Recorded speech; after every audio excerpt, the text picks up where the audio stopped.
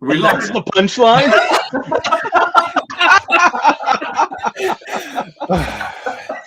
Oh, great. Now that was a genuine laugh, wasn't it, to start today's show?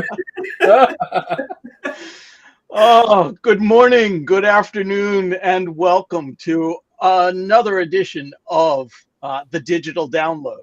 Rob, what is the Digital Download?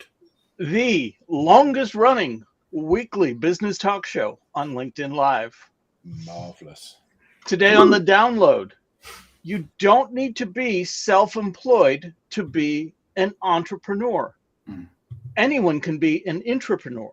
And we're going to talk about this with our special guest, Sean Adams.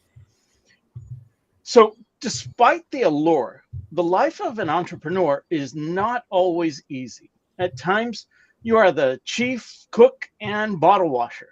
Generally, there's a lot of ambiguity with nobody telling you what to focus on or how even to get things done. Not everybody is cut out for that lifestyle. And that's okay. This week on the Digital Download, we're going to have a special guest. We're going to have Sean Adams on. Sean cut his teeth professionally as a business owner, spending the first 10 years of his career owning and operating several different service-based businesses. Now head of sales head of sales and partnerships at IORAD, Sean helps companies navigate the challenging world of technology by adopting technology adoption and training teams. Oh my dear God, you think I could write something that I could read? There's Sean, no reason to make that assumption at all, is there? No reason right. at all. Oh, I am so Rob, sorry. I think you fluffed this. Welcome to the Digital Download, everybody. Are you trying to keep him from the dog or something? Couple of things we're going to talk about today. Because Sean has a perspective from both sides of this wall, we're going to talk about things like why a personal brand is a modern day portfolio or resume, why employees should view themselves more as franchisees. We're going to talk about non-asked outputs. What are they and why are they career multipliers? And we're going to talk about how entrepreneurs can attract intrapreneurs. Here's a hint. It's all about autonomy. So with that said, I would like to bring Sean onto the show. Sean, welcome. Thanks for having me, guys. Good to be here. Please take a moment to introduce yourself. Yeah, I appreciate that. Sean, can you do a better job than Rob, please? He can't do much worse. Do a worse one. Rob, this is how I know these guys are your friends, because they will not give you an inch here. That's right. I think you did a swell job overall. That was. Oh, you're too kind, and literally too kind. Does that mean we're not friends because you're holding back? No. I'm just trying to keep it professional here, at least now that we're recording. Fair enough. No, it's great to be here, guys. I really appreciate that. So what do you do, Sean? To get jumping in. Say that again, Tim. What do you do, Sean? Yeah, so I head up the sales and partnerships for IORAD. We're an interactive tutorial building software. So been here about 2 years and jumped in early on. We've been a bootstrapped kind of founder-led company for a better part of about 15 years. You've had Sandeep on the show a number of weeks ago, which was a really fun episode. I really enjoyed listening to that, and allowing him to share his story was cool. I joined about 2 years ago to kind of help build out a lot of the commercialized functions, bringing this to market with some of our larger customers, how to scale this. And one of the main go-to-market motions that arose through those exercises was partnerships. Other platforms that we integrate with actually resell us. And so we are bolted on to a lot of other technologies, primarily learning management systems, sales enablement hubs, content hubs, things like that. So primarily that's my job now, is figuring out where our customers are already investing in their tech stack. How can we help them better enable those places and sort of attach to their motions where their learners and their employees are. Right. So Sean, what led to the transition from entrepreneur to intrapreneur? And if you would, please explain what you mean by the term intrapreneur. Yes. Sure. Yes, please. Yeah. So I think that so first off, as you mentioned, I spent about the first 10 years of my career owning a couple of different service-based businesses and some construction, some real estate work. I did some consulting as well, and that world, as most people on this call know, is very daunting, very overwhelming. And I think that there's a disconnect with a kind of fetishizing that happens online with entrepreneurship and owning your own business. And there's this, I think, this allure, this gap where people are saying, hey, I'm an expert in this thing, or I have this skill set or this passion. Why don't I turn that into a business? And if you ever read the E-Myth or some of the other books out there, they talk about how, owning your own business is really a job. It's not the profession or your craft, right? When you're running a company, you're spending 30% on what you're actually good at, your passion, your craft. The majority of the time, running admin and people and finances and all of the minutia that keeps a whole organization afloat. And that's the piece that people just don't seem to talk about, and all the lows that come in with all of that. So I certainly experienced a lot of that. And I made a transition initially because I had an opportunity basically to sell some software back to the people I used to be. So I was a big proponent of ERPs and CRM systems, helping get them into small businesses. I saw how transformational software was going to be. This was right when the cloud was really starting to gain traction, 2009, 10, around that time frame. And I really wanted to focus all my energy on that. But as a consultant, I was getting drug in the mud with all the other things you need to do to run a business. And I had one of my partnerships at the time say, hey, listen, you used to be the customer that we solve and sell to now. Why don't you come do what you're good at, which is selling and talking to people and sharing stories and solving these problems? We'll take care of all the stuff you're not so good at and don't like doing, so you can focus on the stuff that you're really good at. And that shift happened for me. And I was very against it at first because I thought I was giving up ownership and, settling to go work for the man and all those sort of things. And I realized that I am my own sort of freelance or franchisee within this larger organization. And that switch was everything for me because it really allowed me to just focus. And that's the main word that I think gets missed with, again, the allure around all entrepreneurship. There's actually an interesting TED Talk that touches on that similar topic. I love the title of it. It's Ernesto Ceroli's Shut Up and Listen. And in it, he says to be an entrepreneur, you need to do three things. And he's never discovered in his 20 some odd years of working with entrepreneurs, one person that could do all three things well. You need to make the product, you need to market the product, and you need to manage the money. And the TED Talk goes on to say so many other things, and I love it for all of those reasons. But when you were talking about, 30% of your time as an entrepreneur is doing that stuff you love, that really resonated with me and reminded me of that particular video.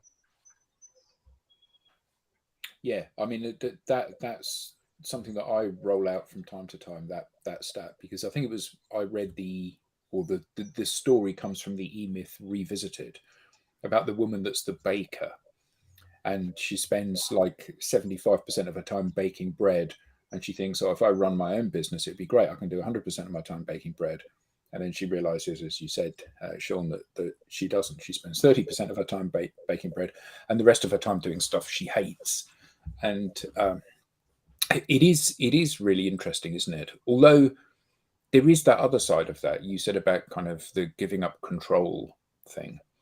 And I think that at least when you're running your own business, although you do have to do some things that you don't get enjoyment from, or you're not naturally good at, you do have control of your own destiny in a way that you don't when you work for somebody else. And for many of us that run our own business, that's really important. It's really important that we can steer the direction of stuff. Tim and I are very aligned on where we're going, how we're going to get there, what the business stands for, what the objectives are, what we consider to be right and wrong. And the problem is that when you're working for somebody else, you're dancing to their tune and not your own. And, sometimes that doesn't matter because you happen to be aligned with them. And sometimes it does matter. I remember working at one particular company where I was very keen that we should help clients implement some of the stuff that they were buying from us. And I was told, no, that's not what we do. What we do is sell licenses. And actually, I don't want to be part of that. Yeah. I mean, the word used there is alignment, right? And I think that people blur the lines and they say, well, it's either I work for someone where I'm not going to be aligned or I work for myself. And it's like, there are so many really terrible places to work that you shouldn't work at. Like, I think aligning your mission and your passion and finding your purpose is every bit as important as the place you go choose to work for, right? Are you actually passionate about the problems you're solving? And is the management team and the structure and the culture aligned with those same initiatives, right? And most people are misaligned there. So their alternative to solve for that is, oh, I'm going to go start my own business.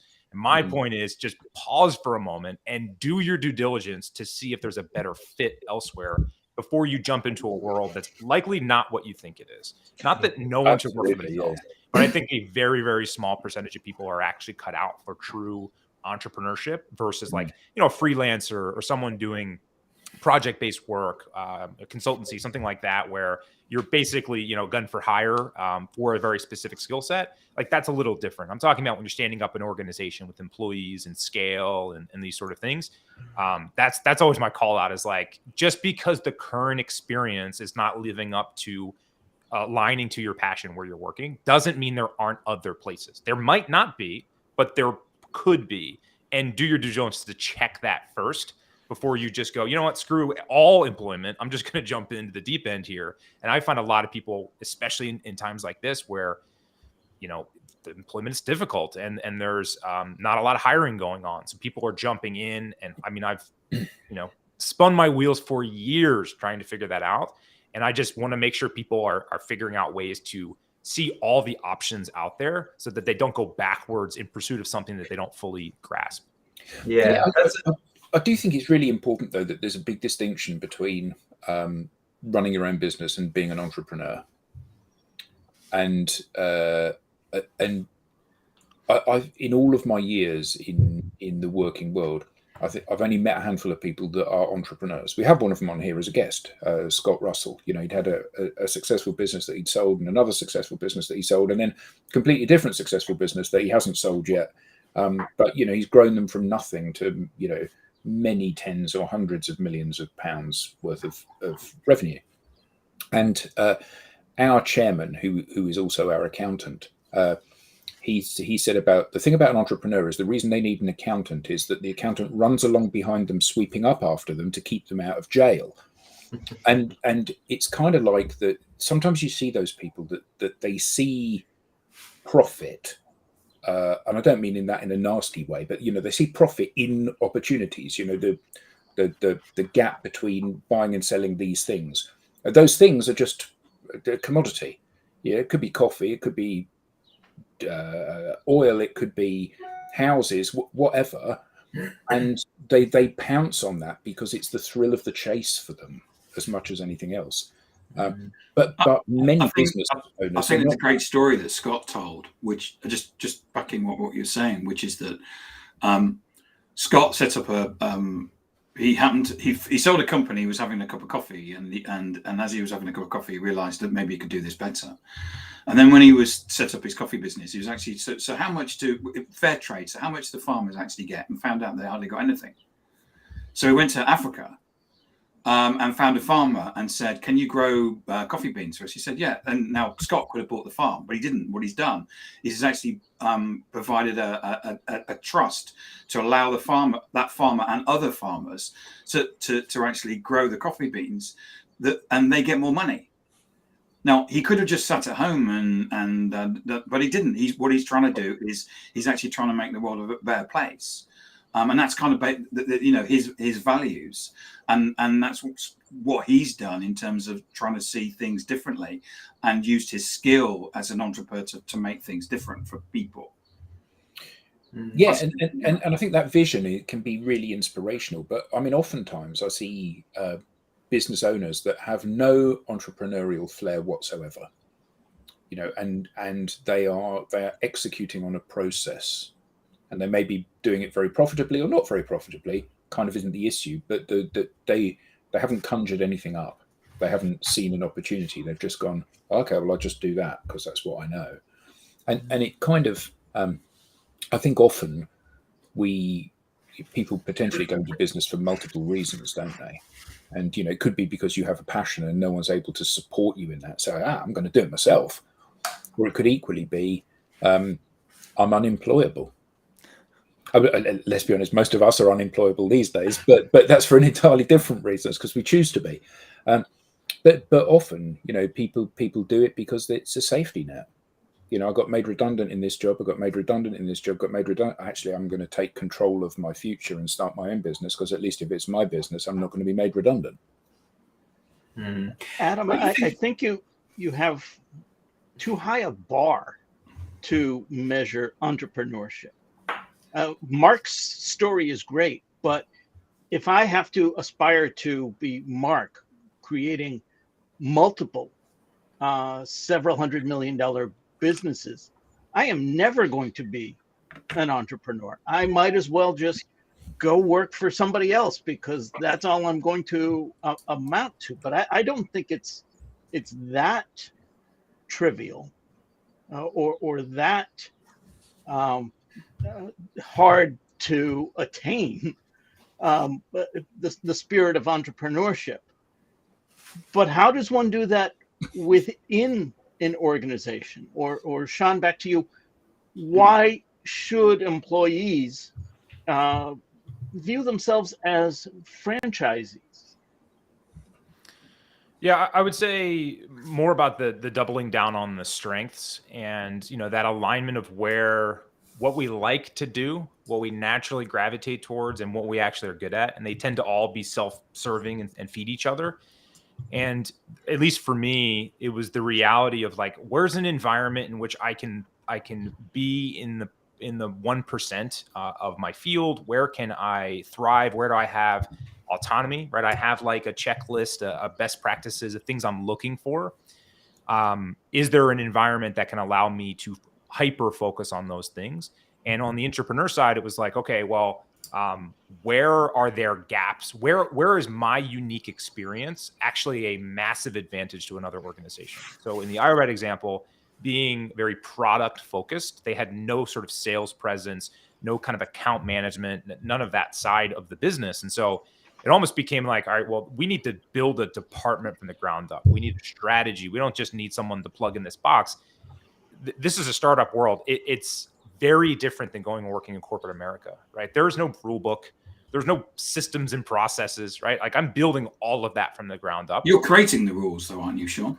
Exactly. And that's why it's intrapreneurial, right? I feel like I have a structure around me, an infrastructure, but I can build within the 15 to 17 years plus that Sandeep has built this structure, right? And the ability to say, okay, well, here is my lane that I know that you can't solve and I can't do what you're doing, God knows. So like, why can't we partner together in this arrangement in which I can focus on this component? And that is very much more of a partnership and this entrepreneurial spirit where I don't go to our management team and say, hey, I have 100 questions on what I need to do next. It's either like, I screwed these 3 things up. How do you think we should do the next part? Or I'm thinking about doing this. How does that align with what you're thinking, right? And it's this sort of like group and joint decision-making that I think a lot of organizations actually want, but they don't do a very good job of attracting for those sort of things. And I think that the employees, not everyone's cut out for that level of autonomy and that level of most people want to be worker bees, and that's perfectly okay.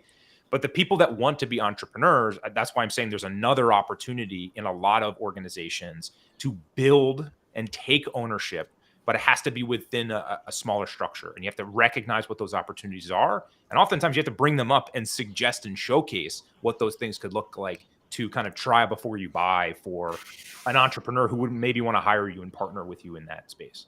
Yeah. Alex, do you have a question? Oh, it's gone now. No, I do.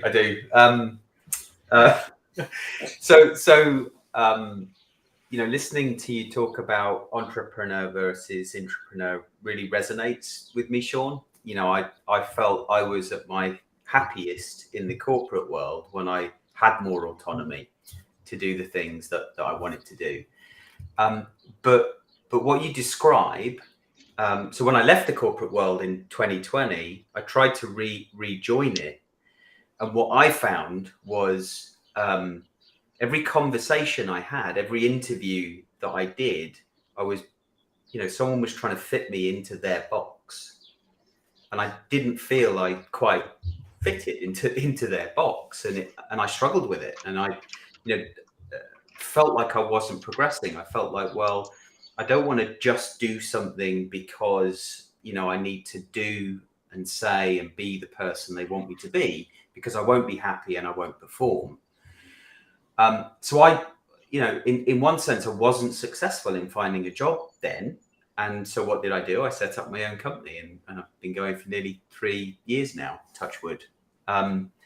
But it's difficult to find that intrapreneur role. What advice can you give to people out there that might be thinking about this now in a super competitive market? There's so many candidates available, and seems the good jobs are going to the best people. Well, first off, I would say choose your hard. Everything is difficult. I don't care what lane you pick. You start your own business. It's no easier than going and finding the right job, right? So it's not getting easier. It's getting comfortable with the hard that you choose. So I think that would be piece one. The other one would be the caliber or the category of company you're looking for. So I tend to gravitate towards more of the startup world because they need help with literally everything and they're very under-resourced. So I can make a big impact quicker, and they truly need people to help guide the direction. I didn't do very well in larger corporate organizations. I worked for a couple of those that were venture backed and structured. And to your point, Alex, in this box, I need you to do these tasks. That wasn't a very good fit for me. That's a great fit for a lot of people. But I think in this personality type or this sort of the passions that someone in this role would like, looking towards more of a startup or a growth company or someone who or some organization in that role that is trying to scale their org, they're just inherently going to have these challenges. And if you're working in a company with less than a couple hundred employees, their hair's on fire trying to do all these different things and stand up different programs and see what sticks and what's going to work. They're actually looking for input often. Again, it's not going to be every company out there, but one of the ones that I would look for are those that are maybe not posting, but you care about. Like, what if you look at it, let's say software, for example, what's the tools that you're already using? What are the companies that you support and love? What are the reasons for that? Like, can you start as a customer and an end user first? Because you are the proven case study as to why there's value there. What is it you like about that? And is there anything within your skill set that can help you sort of evangelize that product or that organization? Right? Like that's with IORAD, with the other companies I worked on, I was basically an end user, a customer first. And it was like, I'm going to be telling people about this, whether you pay me or not. So we could either align and I can help scale that message and have a microphone or a megaphone to do so. Or I can keep in my corner and try to like throw a couple leads over the fence every now and then. Right. And so that type of looking for the right fit it's a journey that is worth taking the time on, but it's not going to be something you're just submitting CVs and resumes and hoping for the best. Like you're having to get really creative. I'm happy to share some of the ways people are breaking in, but that would be the mindset piece I would say first.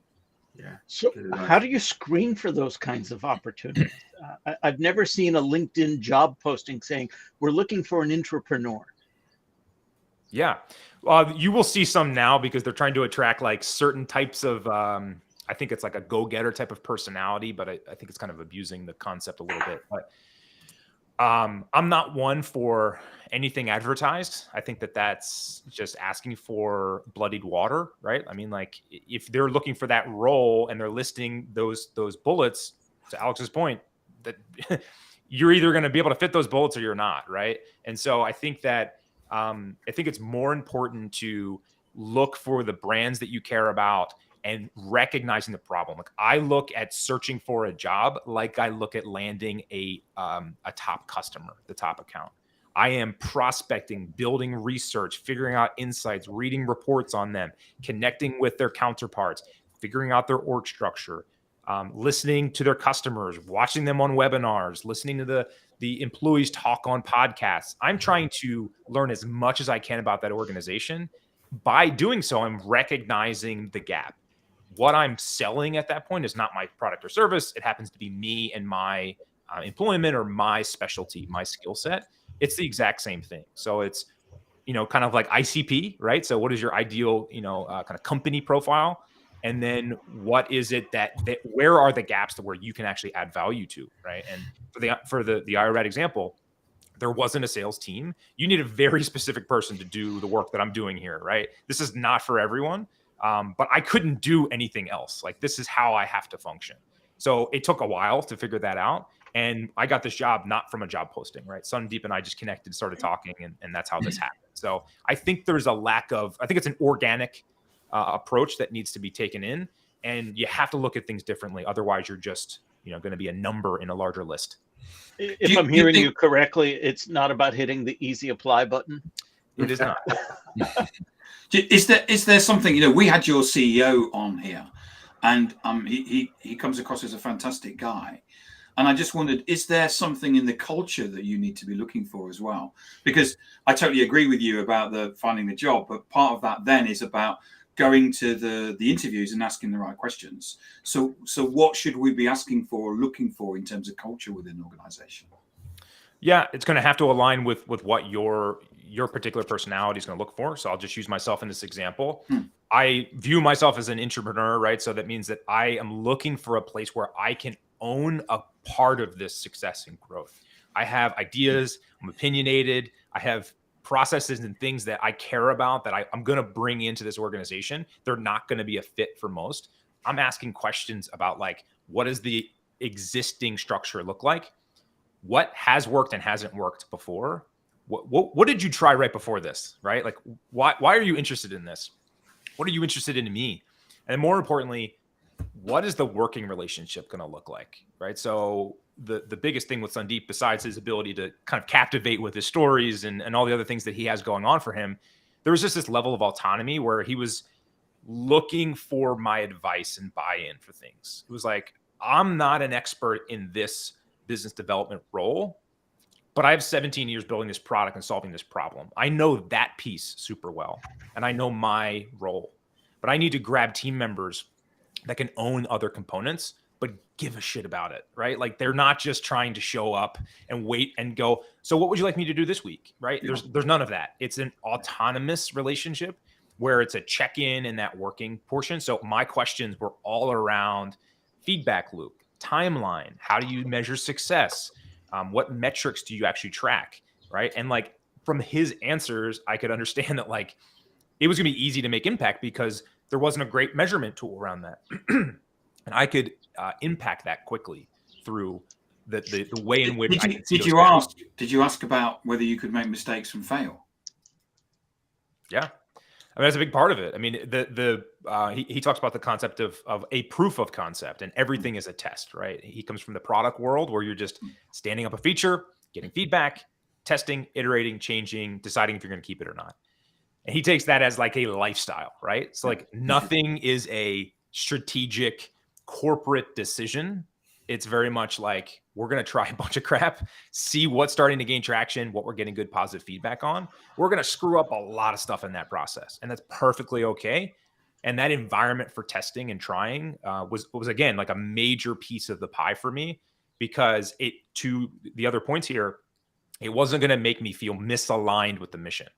Just because they decided, they woke up one morning and the board said, we're now focusing on AI. Maybe I don't care about AI, but just because they do, now my whole world changes, right? That's kind of an unfair arrangement versus, let's enter into solving the customer problem. Maybe AI is a part of that. Great. Now we can work towards that North Star together, but it's not just a top-down initiative that kind of squashes me. And that's a huge piece, at least from my own perspective. Because I was once given some advice: never go and work for a company where the founders are still involved, because the founders will they'll go off and have a meeting one evening and then change the strategy or something like that. but you seem to be working in a founder-based organization. Yeah, I mean, I think there's an exception for every rule. The leveling playing field for me was the autonomy. Like I didn't think that there was going to be a rug pulled out from under me because there was no competition in this department. It wasn't like, well, let me go sell this deal. Let me go set up this partnership. It was like, I don't want to do anything in that department. Like you wanted nothing to do with how that ran. And so I felt pretty confident that there wasn't going to be an overnight switch that was going to happen out of nowhere. Again, there's nothing guaranteeing any of that, but that's why it's worth doing the due diligence to ask those questions, to look past over the past couple of years. Like, tell me about some of these other initiatives or hires you've made and how they've worked or haven't worked. And then speaking to those individuals. Like one of the number one things I tell, if you're applying for jobs is like, do not talk to the people that work there. Like that's one part that's like table stakes, right? Don't put all your energy in that. Go on LinkedIn, hit the filter that says that company previously worked at that org, and then reach out to as many people there as you can and ask about their unbiased opinion, right? What was it like? Why did you leave? That gold will tell you everything you need to know about, like, oh my gosh, yeah, the CEO would come in and he had too much to drink that night and he came in and changed 3 things in the company, and then so like all that kind of stuff you can pick up through the people that actually work there, because you're not going to get that advice from the people still there, but you will from the kind of previous roles. So I heard you talk about what do you want me to do this week, boss? And I think that kind of alludes to with the question of non-asked outputs. Tell us more about your belief around non-asked outputs, what specifically you mean by that, and why you believe they're career multipliers. Yeah, so this is something I've believed in for a bit, and Sandeep actually coined the concept, and we were talking in a session, and he kind of brought his perspective on the non-asked outputs. The idea being, what are the things that I can show versus tell? I'm in a client call, I'm in a potential partnership, I'm working with a customer, I'm trying to apply for a job. There's this piece where the counterpart is going, man, I hope they are what they say they are, right? And you don't know. You're taking a leap of faith that person is going to do what they allegedly have done before or what they're saying they're going to do in the future. And that's a big gap for a lot of organizations to bet on in any way. And so the concept is like, where as the person trying to build trust, can you show value, don't tell? So some examples of this would be just working with a potential partner, and we were kind of stuck on a few elements that were out of our control. They weren't moving forward with the partnership. And I felt like maybe they didn't trust us yet. There wasn't that feel. And so I'm like, all right, well, what would be something that would wow them, that would be helpful, that would kind of prove that we're going to be a good partner and a good resource, instead of me just telling them, yeah, we'll solve all your problems. We're going to be your people, right? And so one of the things they kept coming up is they didn't have a VP of sales. They were really struggling with this hire. Someone had left, a big gap in the organization. It doesn't really impact the partnership. I mean, it does indirectly, but I had a couple of contacts and a few people that I knew, and I'm like, I'm just going to go, sat down with these people that I knew, and I connected them to this potential partner. I said, hey, listen, they'd be a great fit for you. They have these skill sets. Here's what I would suggest. Here's how they can help. And I made the introduction for them, right? That's not like an enormous lift from an energy level for me, but think about the impact for the recipient of that. I didn't go and just sit there, hey, just checking in, just following up, just seeing if you're going to give me more money yet, right? I'm just like, hey, you mentioned a problem. By the way, here's a connection. No pressure, right? You don't have to take this person. But that reach of showing that I'm just going to be connecting dots and be resourceful is super powerful, right? So it's that non-asked. That's not something someone's going to ask you to do, but you're willing to put the time in and showcase that resource. I've got a number of other examples about that, but it's all about like standing up a proof of concept, an example, doing what you think might be the right answer. Even if it's not, even if it's wildly incorrect and you screw up, it's the reach, the effort of doing the action that is actually valued, not even the output sometimes, or the like end goal. It's the actual doing of the task, the action itself. So actually, here's a question for you. So you decided to go and work at IRAD. So, and this is kind of a little bit tongue in cheek because we are a fun-loving bunch and we're in this social space. So why did you decide to do that rather than pursue your dream of whiskey and golf? So clearly, I'm saying that because of the backdrop that you have. But what the world needs is more driving ranges with whiskey bars attached. My thoughts exactly. The reality of the situation is it's going to take me 5 years to afford the whiskey and golf range, so I have to make more money at IORAD to support that long. Right. Okay. Yeah. But I think it's quite interesting, isn't it? Because the entrepreneurial spirit in all of us, we kind of have this dream, and we've all read the E-Myth, and the idea that this thing that I'm doing for pleasure can become my main source of income. And a lot of the problem is, so I was originally a violinist, and the problem with that is that you take something which is a joyous experience and turn it into working in a factory, because you end up playing the same pieces again and again and again. And I think that for a lot of people, they fail to make that kind of that jump, that recognition that this thing that I love doing, flower arranging or cookery or car racing or whatever it is, and they think that everyone in the world shares their passion for it, which I think we've probably all learned along the way that that's not normally the case, but also the fact that it can rob the joy of doing those things. So how have you maintained the joy? Because clearly you were an advocate for IORAD before you joined. So how have you kept it as something that you can be passionate about rather than something which has just become your 9 to 5? Yeah. So one of my passions when I was running a consultancy, I'd sold a couple of service businesses. I got out of that world. I was doing consulting, helping small organizations set up software, get in the cloud, start using technology. And it was really seeing great results with allowing them to all the benefits of efficiency and all those sort of things. But it was such a big lift because one, I couldn't find good software all the time that filled those needs. Then I had to build all the training, do the implementation, do the ongoing support. It was just trying to do 20 different jobs that took away from the actual showcasing and selling and educating the concepts to people, which is what I actually like to do. I actually even spent some time trying to stand up a product that was similar to IORAD at one point, way back, like a documentation tool before I even knew any of these things existed. And it was just so daunting because I was going to spend a sliver of my time actually doing what I cared about. And then I naturally gravitated towards, and all of my time in product meetings and all these things that I was terrible at and really did not enjoy.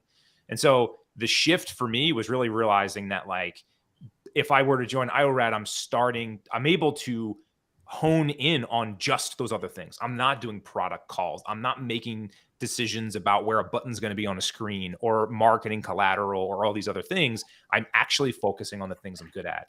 And so the craft for me is having conversations, enlightening people about documentation, the power of training, the power of technology. And I get to do that every single day. So I don't get tired of the thing that I feel like I was born to be able to do. And now I get an environment to do that 75% of my time. Right. And that's the difference. And this happens all the time in corporate America where you get rewarded, and what you get rewarded with takes you away from what actually gave you the success. If I'm a really good seller and I start moving my way up the corporate ladder, there's a point where management goes, I'm going to put you as a VP of sales or a sales manager. Going from spending all of your time, what you're really good at, making a lot of money, to 10% of your time selling, 80% and 90% of your time in spreadsheets and comp reviews and all this other stuff. That's not actually your core work that you get enjoyment out of, but it was just this weird ladder that took you there. Right. And so it's just incentivizing the wrong behaviors. And so that was really it for me, is a recognition of how do I stay in the arena that I thrive, that I like to do, and I can be in an organization to help support all the things that I don't do and I don't like to do. That's quite a rarity, isn't it, these days? Because that ladder that you spoke about is you see it prevalent, particularly in sales, but I suspect in most areas of business. That ladder is so well documented and entrenched in corporate life that I'll take you away from the thing that you do and put you into a role that requires none of the skills you've honed, and loads of skills that are often, in the case of sales management, are often totally at odds with the skills that you've learned previously. Very much so. Yeah. Yeah, I don't have a good answer for why that happens other than just tenure and them just trusting that person more. But yeah, that's always been a big gap and a problem for me. And I think it's very similar to what people feel in entrepreneurship and the trap of getting into the management side and financials and all those things that weren't really your craft. Mm. So Sean, what's the future? The future of IORAD, the future for myself, The future for yourself and entrepreneurship. Yeah, I mean, I think for me, I have goals and visions for where I wanted to take my career, but more importantly, with the alignment of IORAD, right? So it's important for me, like we have an obscurity issue, personally, me and the company, meaning people just don't know who we are, right? Yeah. When someone meets us and sees the product and we have a conversation, like 8 out of 10 times, it's moving towards a positive, either a customer or a partnership in some way, right? And so that just tells me we need to have more of those going on. And if we're just serving people correctly, spreading the word, building a brand, solving problems, putting outputs there that people didn't know to ask for, we're growing that in the right direction. And it's getting us to not just the financial goals that we have, but impacting more lives, right? And that's really our goal. And my goal in the next 5 years is we want IORAD in all of these tools, all of these places where employees are struggling right now to share how they do what they do. And that's a big mission for me, is to kind of eradicate people from all the inefficiency they're dealing with their training. And that's also, a big mission of the company. So that's why that alignment, I think, works. And there's a whole bunch of pieces that go into that. But the future for us is just pursuing that mission and spreading that to as many people and organizations as we can. So how are you going to do that? Because I we talk to a lot of companies, and many of the companies have got good products. And many of the companies, when they get to the point when they're having a conversation with a prospect,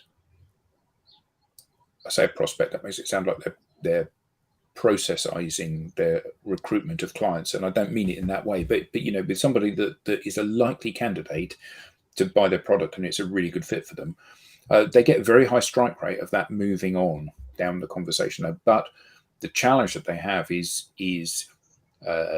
getting those initial conversations on the basis that people will trust. So we've seen it in the comments here. People start to join a conversation and then immediately they pitch slap, don't they? Yeah. And you see it with the emails. I wrote a rant about that just yesterday on LinkedIn. It's this whole kind of templated, I'll just bounce this to the top of your inbox kind of verbiage that we see 100 times a day from people. So how are you going to do that? Because yes, you want to scale. Yes, you want to put the word out there. Yes, you want to put yourself in front of as many people because you know that you've got a solution that solves a lot of problems. But that's the limiting factor, isn't it? So what are you going to do that's going to help you achieve that? It goes back to the show versus tell, right?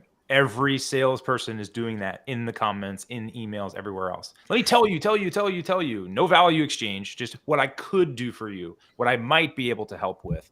And that's great, but how can we showcase value and build more trust up front? So some of the ways we're doing this is really trying to anticipate needs. So for example, we have a tutorial building tool, which means we have hundreds of thousands of tutorials that are public that we can utilize from our customer base on how to do different things in technology. It's actually a really big useful resource for a lot of organizations.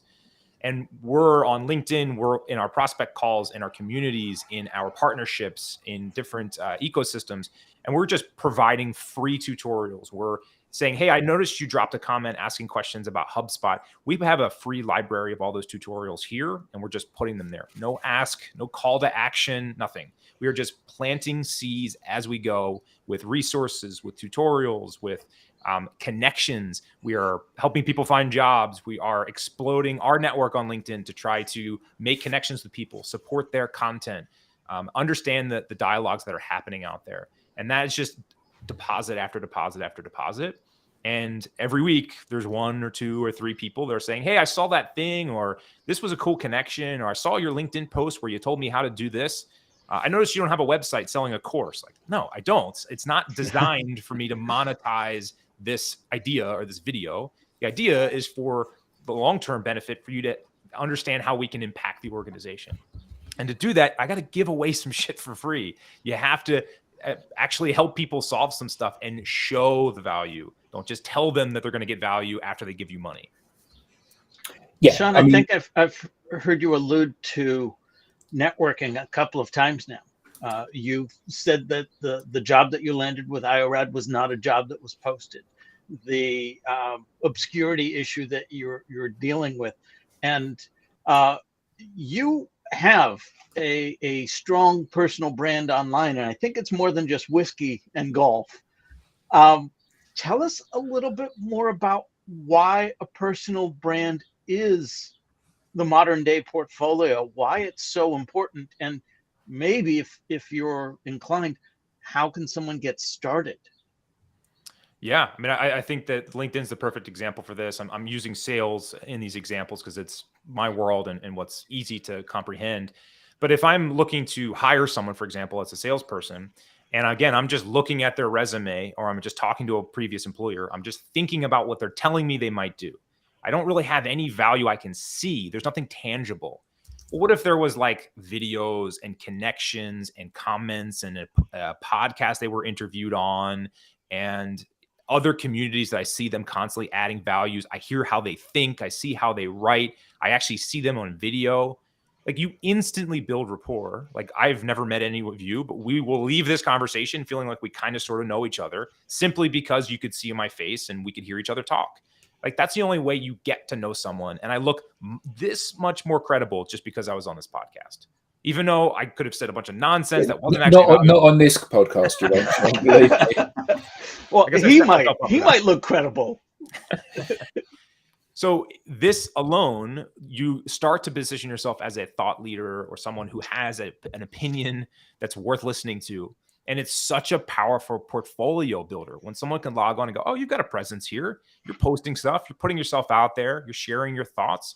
Like, it's not about having tens of thousands of followers or some post that goes viral, right? If you helped one person or one future employer or one coworker or partner solve a problem or just think differently about a concept, like, what's more powerful than that? You're showing value that they get to literally experience through your content or through connections you've made or through you supporting someone else's content on LinkedIn. So the personal brand for me it's like job proofing yourself, right? Like, if you do it correctly, people will be asking you for jobs and you're going to get recruited versus having to go search out there. Because we're going to go, yeah, this guy's putting this stuff up there. And, unfortunately I have to see his face all the time on my feed, but you feel kind of like you know him. And it's a reminder that they're out there, even if it's not all this perfectly polished stuff that people think it needs to be. It's that awareness play. And what's more important than that, right? Like, it's helping you solidify your expertise as a viable business owner or employee. And more importantly, it's helping elevate the brand too. IORAD gets a massive impact from me putting the work in that I do to build a personal brand. And every one of those connections that I make benefits from that. And then the company benefits from it. But there's a lot of people out there saying that they don't have anything to say, or no one would be interested in them. So how do those people take that leap? If you have a job or have ever had a job, then you have something to say. Otherwise, why would they hire you, right? You're just not publicly disclosing the information that's expertise in your head. And the exercise of getting over the fear of getting on camera or writing a couple of things down, that's the only thing you need to overcome. It's not the thoughts, because you have thoughts. If you get into a one-on-one scenario with a future employer or a coworker or something, like, you've got ideas, you've got perspectives, you have concepts and frameworks that you work on. You might not have like an unlimited amount of those, but you have some, and there's a baseline there. What are the things you care about? What would you tell your network about? Like, what would you be talking about at the water cooler or elsewhere? And on top of that, work with other people in your feed and in your network, because that's the biggest and best area to generate ideas. Most people look at a blank screen, they go, oh my God, there's no way I could write anything captivating, right? That's a very overwhelming experience. If you start scrolling through LinkedIn and you see somebody put a thing up there and you're like, well, I don't agree with that. I've had a totally different experience. And then you start writing a comment, there's one of your posts, right? That's an idea that you had based on context from something else. Or maybe you really agree with something. Can you repurpose that content, give that person a shout out? Hey, I was listening to Tim Hughes. He mentioned this concept. I thought it was really interesting. I've had a similar experience. This is how that's went. There's a post. right? But that all takes time, Sean. And how how have you got to the point where you've kind of linked doing that with the commercial value that it brings to you and your business? It's priorities, like everything else. I've got a system, right? So in an hour per day, I put all of my LinkedIn time every morning where I'm engaging, connecting, commenting, posting. And I have all that systemized. It's taken me 5 years at this point to kind of refine it down to that daily activity. And then every Monday, I don't do any meetings and I do all of my content creation. So I have ideas that I stack up on a list every day when I'm having conversations, good comments, I tag them and copy paste them. And every Monday I sit down, I'll make some videos, I'll write some posts out, and I'll kind of polish a few things and schedule everything for the rest of the week. And then every work day for 30 minutes or an hour, I can just go through and do that engagement. So it's a system that I was able to refine down. It's not overly complicated, but it's a priority because I've seen the impact of it. And even though there isn't like measurable results, I posted this thing and my income went up by this much. That's not a thing you're going to be able to do. If you can, let me know, because I want to know what that post is. Well, we can actually, but that's a conversation for a different time. Yeah. But yeah, I mean, I think that one of the biggest challenges that we see in people is that they want to get immediate results. Now, it doesn't mean you're not going to get immediate results. You post something, it gets seen by somebody, you happen to be in the right place at the right time, and they phone you up and say, I saw that post you did, that's interesting, we need to talk about that. It happens. It happens a surprisingly, large number of times. But the reality is that's luck. And, we always say we're not in the business of luck, we're in the business of process. And one of the things that's really interesting about what you said is that you have got your process and you built your machine and you crank the handle on the machine and you know what's coming out at the other end, which is engagement. And one of the things that we see, and the reason that, one of the things that we're very proud of is that if you map the most influential people in the world for social selling and digital selling, it's basically everyone in our business. We are all of the top 10 people for digital selling in terms of influential people. And the reason that we have that position is because there's a relentlessness to what we do. We publish today and tomorrow and the day after and the day after and the day after, and we just keep it going. And every now and again, what happens is there's a new entrant in the marketplace, and they come in and we see them kind of start to creep up and then they peak and then they start to drop away again, because they can maintain it for a week or 3 weeks or 3 months, but ultimately they can't maintain it indefinitely. And the reason that they can't is not because they haven't got the wherewithal to do that, but because they're still seeing this as being a journey with a destination rather than a lifestyle change. I do all of my prospecting on social media. I never send a sales email, ever. I never make a sales cold call, ever. I never go to an event with an expectation of selling something, ever. And the reason I don't, because social provides scale for me to be able to do those things. So at the point that you and I have a conversation or a Zoom call, it's not a speculative thing. We've already had some interaction and we're seeing about whether or not there's any synergy there and we can move it forward. And I think that it's beautiful to hear that you've kind of got to this place where you're like, okay, I've got my niche, my time carved out for this. I know every day. And it's lovely to hear you say, part of what you do every day is engaging with people. Because I expect you to engage with my content, but I'm way too busy to engage with yours. Actually, that's not how the world works. And there's this delusional behavior in so many people that is, your product is of no interest to me, but my product, that's going to be really interesting to you. Why would I care anymore? The only reason anyone's passionate about their product is because it pays their mortgage.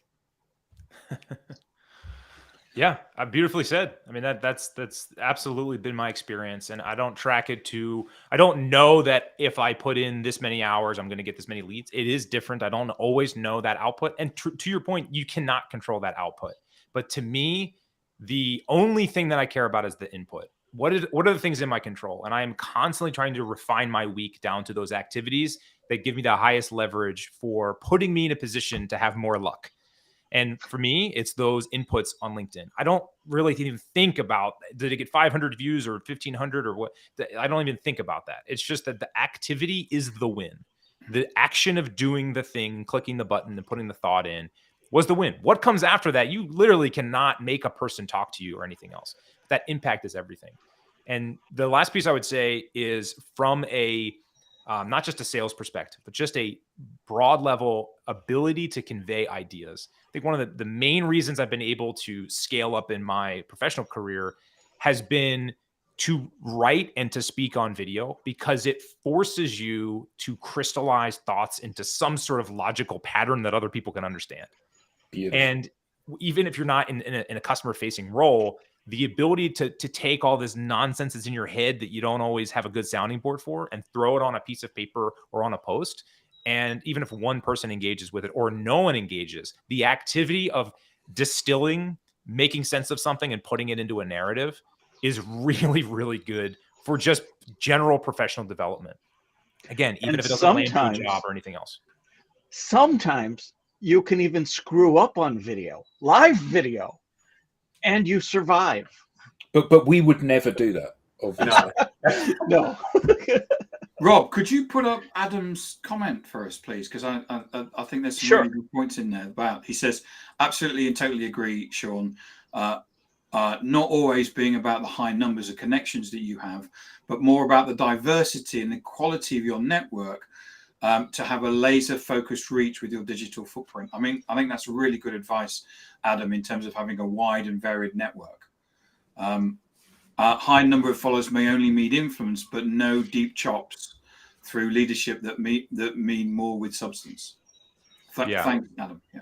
One of my metrics internally is I call it like the cell phone rule, right? It's like you have 12,000 followers on LinkedIn, whatever. That literally means nothing. It's how many of those people do you have their cell phone number? Or if you were to cold call them because you had a quick question, they would be like, oh yeah, hey man, what's up? What's going on? How are you doing? Right? And like that to me is the real metric. How did you turn a connection into an offline or a personal friendship of some kind, or just an acquaintance in that way? Most people do not do that because they're thinking through that transactional lens. But to your point, it doesn't mean volume. It just means quality. And like, could you assemble a team of people that you could grow your impact and grow your awareness with? Yeah. And can I just say, hi, Chris Gill, better late than never. There's been some really good content on this podcast. You need to rewind, Chris, back to the beginning and watch it. You do. Sean, you said you spend all day Monday creating the content for the week. I presume you're working 5 days a week, not 6 or 7. So at 5 days a week, that's 20% of your time. And you have no idea what the projected output would be. You can't have a sales forecast based on, well, I wrote content and it works for you. Yeah. So just to crystallize that, right, with iRad being a tutorial building tool, content is our world, right? So we have a tool to build content. So it's not all just LinkedIn posts. A lot of it is additional internal content that we use for sharing with partners or preloaded templates that we're going to put somewhere. We came out with a video feature that like Loom that you can overlay on our tutorials, right? So now I can have my expertise walking you through a process in your CRM or in, some other tool.